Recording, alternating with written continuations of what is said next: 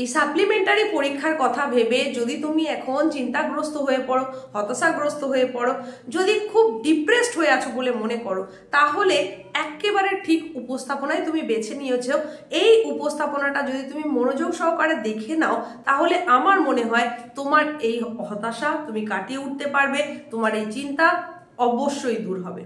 ছোট্ট এই উপস্থাপনায় তোমাকে আমি একেবারে পরিষ্কারভাবে বুঝিয়ে দেব যে যদি তুমি সাপ্লিমেন্টারি পেয়ে থাকো, সেটা এক হতে পারে বা একাধিক বিষয় হতে পারে, তাহলেও ভয় পেয়ে যাওয়ার মতন কোনো ঘটনাই কিন্তু ঘটেনি। এইবার পুরোটা বুঝতে গেলে তোমাকে অবশ্যই সম্পূর্ণ উপস্থাপনা মনোযোগ সহকারে দেখতে হবে। স্কিপ করে বেরিয়ে গেলে সেখানে গুরুত্বপূর্ণ কথাগুলো কিন্তু বাদ হয়ে যেতে পারে, তাই অবশ্যই মনোযোগ সহকারে দেখে নাও। কে বলতে পারে এই উপস্থাপনা দেখার পরে তোমার চিন্তা দূর হয়ে যাওয়াতে তুমি হয়তো এই ভিডিওর কমেন্ট বক্সে এসে নিজেই লিখছো যে তুমি কিছুটাও হলেও চিন্তা মুক্ত হলে। তাহলে আর সময় নষ্ট একেবারেই নয়, যে বিষয়ের ওপরে আজকের আলোচনা সেটাতে আমরা সরাসরি চলে যাই। বিষয়টা তোমরা থাম্বনেল দেখে নিশ্চয়ই বুঝে গেছো, সেটা হচ্ছে উচ্চ মাধ্যমিকের 3rd সেমিস্টারের রেজাল্ট যেটা প্রকাশ হয়ে গেছে। সেখানে আমরা দেখলাম যে যাদের যাদের 5টা সাবজেক্ট রয়েছে সেই 5টা সাবজেক্টে কে কত নম্বর পেয়েছে সেটা দেওয়া হয়েছে। সেখানে 5টা সাবজেক্টে যদি কেউ একজন পাস মার্কস না পেয়ে থাকে, তাহলে সেখানে তার সেই বিষয়টায় সাপ্লিমেন্টারি এসেছে। পাস মার্কস মানে 40-এর পরীক্ষায় 12 আর 35-এর পরীক্ষায় 10.5। এটা যদি না পেয়ে থাকে তাহলে সেই বিষয়টায় সাপ্লিমেন্টারি এসেছে।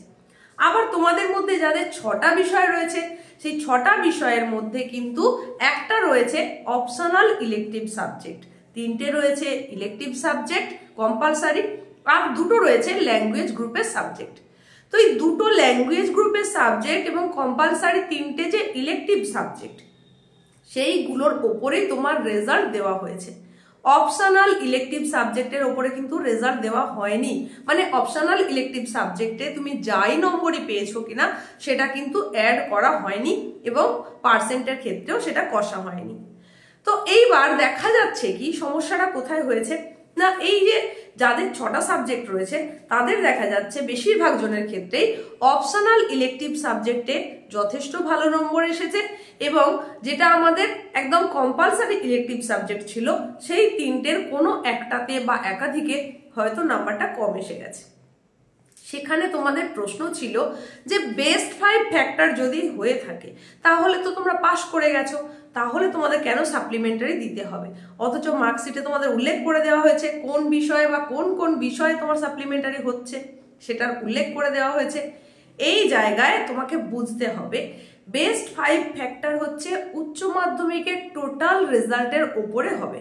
উচ্চ মাধ্যমিকের টোটাল রেজাল্ট মানে কি 3rd সেমিস্টারের রেজাল্ট এবং 4th সেমিস্টারের রেজাল্টের মিলিত মূল্যায়ন। এই সময়টায় গিয়ে তোমার বেস্ট 5 হবে। এই যে 3rd সেমিস্টারের রেজাল্ট তুমি পেলে, এখানে কিন্তু কোনো সাবজেক্টের একাধিক যে বিষয় রয়েছে সেই বিষয়গুলো যেগুলো নন প্র্যাকটিক্যাল সেখানে কিন্তু প্রজেক্টের নাম্বার দেওয়া হয়নি, যেগুলো প্র্যাকটিক্যাল সাবজেক্ট সেখানেও কিন্তু প্র্যাকটিক্যালের নাম্বার অ্যাড করার সুযোগ নেই, কারণ পরীক্ষাটাই তো এখনো হয়নি। তাহলে আফটার 4th সেমিস্টার সেখানে কি হবে, তোমাদের 3rd সেমিস্টারের সমস্ত বিষয়ের নাম্বার, সেখানে 4th সেমিস্টারে সেই বিষয়ের নাম্বার, এবং তার উপরে যে প্রজেক্ট বা প্র্যাকটিক্যাল যেগুলো থাকবে সেই সমস্ত নাম্বারকে অ্যাড করে টোটাল 500-র ভিত্তিতে কিন্তু রেজাল্ট হবে, সবার জন্য হবে। 3rd সেমিস্টারে আমরা কি দেখলাম, কারোর টোটাল মার্কস হয়েছে 195 এর মধ্যে কত পেয়েছে, কারোর 200-র মধ্যে কত পেয়েছে, কারোর 190 এর মধ্যে কত পেয়েছে। এটা কিন্তু 4th সেমিস্টারের পরে থাকবে না। সেখানে কি আর্টস, কি কমার্স, কি সায়েন্স প্রত্যেকের জন্যই কিন্তু 500 নম্বরের ওপরে কত সেটাই নির্বাচন হবে, আর সেখানেই কিন্তু বেস্ট 5 ফ্যাক্টর কাজ করবে। মানে তোমাকে কম্পালসারি যে 3টে ইলেকটিভ সাবজেক্ট রয়েছে সেটা, এবং যেটা তোমার অপশনাল ইলেকটিভ সাবজেক্ট রয়েছে সেটা, তার সঙ্গে ল্যাঙ্গুয়েজ গ্রুপের সাবজেক্ট, এই মিলিয়ে যদি 6টা সাবজেক্ট তোমার থেকে থাকে, তাহলে তার মধ্যে যে 5টায় সব থেকে বেশি নম্বর এসেছে তার ওপরে রেজাল্ট দেওয়া হবে। আশা করছি এই পর্যন্ত বুঝতে পেরে গেছো। তবে ক্রাইটেরিয়া একটা অবশ্যই এখানে রয়েছে, সেটা হচ্ছে ল্যাঙ্গুয়েজে যে 2টো সাবজেক্ট রয়েছে সেই 2টোতে কিন্তু মাস্ট বি পাস করতেই হবে। পাস করার পরে যদি তোমার ওই বাংলা বা ইংরেজির নাম্বারটাও কম এসে থাকে তাহলে সেটাও কিন্তু তোমার 4th সাবজেক্ট হয়ে যেতে পারে। আশা করছি বোঝা গেছে, এই পর্যন্ত নিশ্চয়ই তোমরা বুঝে গেছো। এইবার আসি সাপ্লিমেন্টারি পরীক্ষা, যেটা তোমাকে খুব ডিপ্রেসড করে ফেলেছে সেই পরীক্ষার সম্পর্কে, যেটা সম্পর্কে তোমরা একাধিক ভিডিওতে এসে জানতে চাইছো যে আমার অপশনাল ইলেকটিভ সাবজেক্টে সাপ্লিমেন্টারি এসেছে কিন্তু বাকি 5টা আমি পাস করে গেছি, তাহলে আমাকে কেন সাপ্লিমেন্টারি দিতে হবে? আমি তো দেবো না। কেউ কেউ বলছো অপশনাল ইলেকটিভ সাবজেক্টে নাম্বার বেশি এসেছে কিন্তু কম্পালসারি ইলেকটিভ সাবজেক্টের যে কোনো একটাতে হয়তো নাম্বার কম এসেছে, তাহলে এই নাম্বারটা আমার অ্যাড হলো না কেন? মানে অপশনাল ইলেকটিভের নাম্বারটা অ্যাড হলো না কেন? কেন অ্যাড হলো না আমার আগের কথাগুলো থেকে নিশ্চয়ই তুমি বুঝে গেছো। এইবার আসি যে কম্পালসারি ইলেকটিভ সাবজেক্টে যদি তোমার সাপ্লিমেন্টারি এসে থাকে তাহলে তুমি আদৌ পরীক্ষা দেবে কি দেবে না। এখানে সব থেকে বড় এবং একদম বুদ্ধিমানের মতন যে সিদ্ধান্ত সেটা হচ্ছে অবশ্যই দেবে, অতি অবশ্যই দেবে। তোমার একটা সাবজেক্টে আসুক, একাধিক সাবজেক্টে আসুক, যে কটাতেই আসুক না কেন, তুমি যদি সাপ্লিমেন্টারি পেয়ে থাকো তাহলে অতি অবশ্যই সেই সাবজেক্টের সাপ্লিমেন্টারি পরীক্ষা তুমি অবশ্যই অবশ্যই করে দেবে। থার্ড সেমিস্টারের রেজাল্ট যেটা হয়ে গেছে সেটাতে তোমার আর কিছু কিন্তু করার নেই। এখনো ফোর্থ সেমিস্টার যেটা বাকি সেটার ওপরে বেশি করে তোমাকে ফোকাস করতে হবে, সেটার রেজাল্টটা যাতে আরো অনেক বেশি বেটার হয় তার চেষ্টা তোমাকে করতে হবে। অর্ধেক নম্বরের পরীক্ষা তুমি দিয়েছো, অর্ধেকও নয় তার থেকেও কম নম্বরের পরীক্ষা দিয়েছো। যদি 100 ধরা হয় তাহলে হয় 40-এ দিয়েছো, নাহলে 35-এ দিয়েছো। বাকি কিন্তু সবটা রয়েছে, মানে প্রজেক্ট প্র্যাকটিক্যালের নাম্বার বাকি রয়েছে, এখনো বাকি 40 বা 35 নম্বরের রিটিন যেটা সেটাও কিন্তু বাকি রয়েছে। তাহলে এখানে ভেঙে না পড়ে তোমার ফোর্থ সেমিস্টারের জন্য উঠে পড়ে লাগতে হবে, তারই সঙ্গে সঙ্গে সেমিস্টারের জন্য হালকা করে হলেও প্রস্তুতি নিতে হবে। এখানে আমার যেটা মনে হয় সেটা একটু শেয়ার করি তোমাদের সঙ্গে। সাপ্লিমেন্টারি পরীক্ষা যেটা হবে একদম তোমার ওই 12ই ফেব্রুয়ারি থেকেই, 2026-এর 12ই ফেব্রুয়ারি থেকে তোমাকে ফোর্থ সেমিস্টার পরীক্ষা দিতে হবে বেলা 10টা থেকে 12টা পর্যন্ত। তারপরে 1 ঘন্টার ইন্টারভ্যাল থাকবে, আর 1টা থেকে 2:15 পর্যন্ত এই 1 ঘন্টা 15 মিনিটের সাপ্লিমেন্টারি পরীক্ষা হবে একই দিনের একই সাবজেক্ট। মানে যদি বাংলার পরীক্ষা হয় তাহলে বাংলায় যারা সাপ্লিমেন্টারি পেয়েছে সেই দিনেই তাদেরকে ওই সাপ্লিমেন্টারি পরীক্ষাটা ওই বেলা 1টা থেকে 2:15 পর্যন্ত দিতে হবে। আবার অন্যান্য সাবজেক্ট যেদিন যে সাবজেক্ট রয়েছে, তুমি যে সাবজেক্টের সাপ্লিমেন্টারি পেয়েছো একদম সেই ডেটের মানে ওই পরীক্ষার দিনেই তোমাকে সাপ্লিমেন্টারিটা দিতে হবে। সেই মোতাবেক কিন্তু রুটিন অলরেডি দিয়ে দেওয়া হয়েছে বোর্ডের তরফ থেকে। তোমরা যদি সেই রুটিন এখনো না পেয়ে থাকো, তোমাদের কাছে যদি না থাকে তাহলে কমেন্ট বক্স খোলা রয়েছে, তোমরা সেটা জানাতে পারো। পরবর্তী উপস্থাপনায় তোমাদের ফোর্থ সেমিস্টারের রুটিন বা সাপ্লিমেন্টারি পরীক্ষার রুটিন ঠিক কেমন ভাবে নির্ধারণ রয়েছে সেটাও তোমাদেরকে জানিয়ে দিতে পারি। এবার আসি মূল বিষয়, সেটা হচ্ছে কি তোমাকে কিন্তু আবার এই যে সাপ্লিমেন্টারি পরীক্ষাটা দেবে সেটা কিন্তু আবার ওই এমসিকিউ প্যাটার্নে দিতে হবে, ওএমআরই দিতে হবে। ওএমআরটা কিভাবে ফিল আপ করতে হয় সেটা তোমরা এতদিনে খুব ভালো করে বুঝে গেছো। আর সেখানে এমসিকিউ প্যাটার্নের যে পরীক্ষা দিতে হবে তার কিন্তু একটা প্রিপারেশন তোমার অলরেডি নেওয়া হয়ে গেছে, যার ভিত্তিতেই তুমি পরীক্ষা দিয়েছিলে। যে কোনো কারণেই হোক না কেন তোমার হয়তো সাপ্লি এসেছে কিন্তু মোটামুটি প্রিপারেশনটা তো হয়েছিল। এইবার তুমি রোজ দিন যদি একটু একটু করে ঘষা মাজা করতে থাকো, যদি একটা বিষয়ের উপর এসে থাকে তাহলে খুব একটা বেশি চাপ হওয়ার কথা নয়, যদি একাধিক বিষয়ের ক্ষেত্রে হয়ে থাকে তাহলে কিন্তু চাপটা একটু হবে। তাই তোমার পড়ার সময়টাকে কিন্তু একটু বাড়িয়ে নিতে হবে, কারণ তোমাকে ফোর্থ সেমিস্টারের প্রস্তুতি নিতে হচ্ছে, তারই সঙ্গে সঙ্গে থার্ডের প্রস্তুতি নিতে হচ্ছে। তবে সুখবরটা হচ্ছে এটাই, যেটা আমার ধারণা যে সাপ্লিমেন্টারি পরীক্ষার প্রশ্নপত্র কিন্তু বেশ সোজা হবে। তোমরা যতটা ভেবে ভয় পেয়ে যাচ্ছ সেটা একেবারেই হবে না। তাছাড়া থার্ড সেমিস্টারের পরীক্ষার প্রশ্নপত্র, প্রশ্নের ধরন, অপশান এইসব নিয়ে এত বাক বিতণ্ডা, এত সমালোচনা, এত তর্ক বিতর্ক হয়েছে যে সাপ্লিমেন্টারি পরীক্ষার যে প্রশ্ন আমার মনে হয় সেটা খুবই সহজ হবে। তাহলে তুমি ধরে নিতে পারো তোমাকে হয়তো সাপ্লিমেন্টারি দিতে হচ্ছে কিন্তু পাস তুমি করে যাবেই। তাই অপশনাল ইলেকটিভ হোক বা কম্পালসারি ইলেকটিভ হোক, সাপ্লিমেন্টারি যদি তুমি পেয়ে থাকো অতি অবশ্যই তুমি পরীক্ষা দেবেই।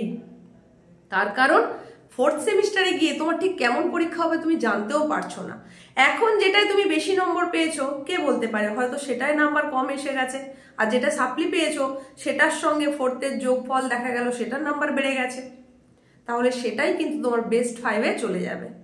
সুতরাং সাপ্লিমেন্টারি যদি তুমি পেয়ে থাকো, ভুল করেও পরীক্ষা দেব না এই চিন্তা করো না।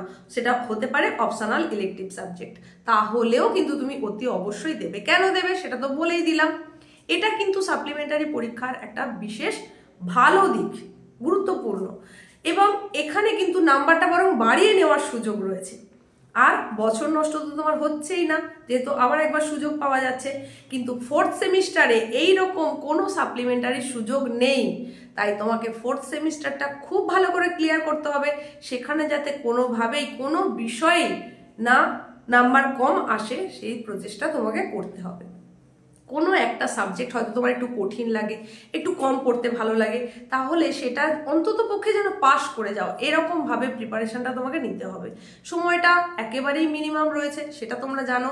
সেই জন্যই তোমাকে একটা ডেলি রুটিন বানাতে হবে, আর কিছু কিছু ব্যাপার, কিছু কিছু টিপস ট্রিক্স, কিছু স্ট্র্যাটেজি ফলো করতে হবে। শুধু পড়ে গেলেই কিন্তু হয় না, পড়ার সঙ্গে সঙ্গে কিছু জিনিস মেনটেন করতে হয়, যেটা তোমাকে ভালো রেজাল্ট করতে সাহায্য করবে।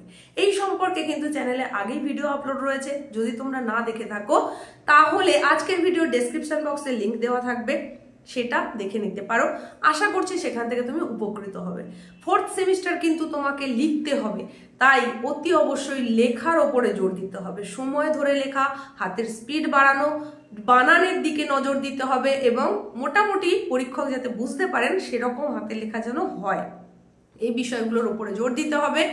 যারা চাইছো খুব ভালো রেজাল্ট করতে ফোর্থ সেমিস্টারে, সেখানে 95+ মার্কস তুমি কি করে পাবে, কি করে এই স্কোরটা করবে, সেই সম্পর্কিত ভিডিও কিন্তু চ্যানেলে রয়েছে, তোমরা চাইলে অতি অবশ্যই দেখে নিতে পারো। তো সাপ্লিমেন্টারি পরীক্ষাটা নিয়ে যারা তোমরা হতাশায় ভুগছিলে, এখন তোমরা কমেন্টে জানাও তুমি কি এই উপস্থাপনা থেকে একটুও তোমার ভয় দূর করতে পারলে? তোমার চিন্তা কি একটুও কমলো? সাপ্লিমেন্টারি পেয়েছো মানেই সেটা খুব খারাপ বিষয় হয়ে গেছে এমন কিন্তু নয়, বরং তোমার কাছে আরো একটা সুযোগ এনে দেওয়া হলো এই নম্বরটাকে বাড়িয়ে নেওয়ার। তাই আমার মতে তুমি পরীক্ষা অতি অবশ্যই দেবে। ফোর্থ সেমিস্টারের পরীক্ষার জন্য খুব ভালো করে যেমন প্রিপারেশন নিতে হবে, তেমনি যেটা সাপ্লি পেয়েছো সেটার জন্য প্রতিদিন কিছু না কিছু অন্তত পড়তে থাকবে। যে যে বিষয়গুলোর উপর জোর দিয়েছিলে থার্ড সেমিস্টারের পরীক্ষার আগে, সেই জায়গাগুলো আরো ভালো করে তোমাকে একটু দেখে নিতে হবে। সাপ্লিমেন্টারি 1 বা 2টো সাবজেক্টের বেশি অধিকাংশ জনেরই কিন্তু আসেনি, খুব কম জনই আছে যাদের 3টে সাবজেক্ট বা 4টে সাবজেক্টে সাপ্লিমেন্টারি এসেছে, সেটা খুব রেয়ার। সুতরাং তোমরা ভয় না পেয়ে অবশ্যই সাপ্লিমেন্টারি পড়াটাও সঙ্গে সঙ্গে চালিয়ে যাও, আর ফোর্থ সেমের জন্য খুব ভালো করে প্রিপারেশন নাও। আশা করছি তোমাদের পরবর্তী রেজাল্ট আরো ভালো হবে, খুবই ভালো হবে, আশানুরূপ হবে। এখন যা কিছু হয়ে গেছে সেটা নিয়ে আর ভাবনা চিন্তা না করে সামনের দিনগুলো এগিয়ে চলো। তো এই ছিল আজকের উপস্থাপনা। পরবর্তীতে তোমাদের জন্য এইরকমই গুরুত্বপূর্ণ কোনো আপডেট অবশ্যই নিয়ে চলে আসবো। আর তোমাদের যদি কোনো একটা বিষয়ে তো খটকা থাকে, যদি তোমরা সেটা জানতে চাও, তাহলে সেটাও বেশি বেশি করে কমেন্ট করো, অবশ্যই জানিয়ে দেবো তোমাদের পরবর্তী উপস্থাপনায়। যেমন তোমরা অনেকেই আরটিআই সম্পর্কে জানতে চেয়েছিলে, তো তোমাদের এই আরটিআই বিষয়টা সত্যি জানার প্রয়োজন আছে কিনা তোমরা যদি কমেন্টে আরো একটু লিখে দাও, তাহলে অবশ্যই পরবর্তী উপস্থাপনায় সেটা তোমাদের জন্য নিয়ে চলে আসবো। প্রত্যেকে ভালো থাকো, সুস্থ থাকো, এবং ফোর্থ সেমের জন্য খুব খুব করে নিজেকে প্রস্তুত করো।